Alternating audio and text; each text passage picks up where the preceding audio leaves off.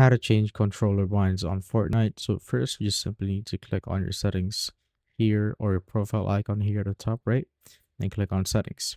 Once you're there, go to this tab right here at the top, which is the controller mapping section.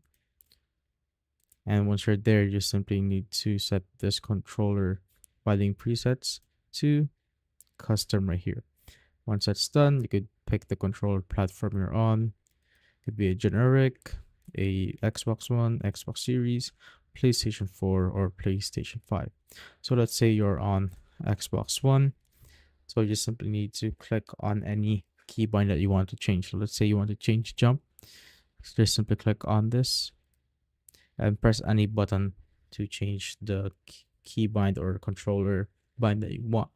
So let's say you want to set it to Y, X, or B.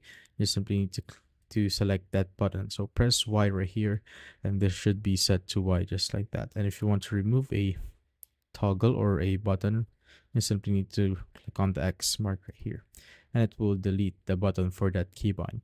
And once you're done, you simply need to click on apply, and you are now good to go.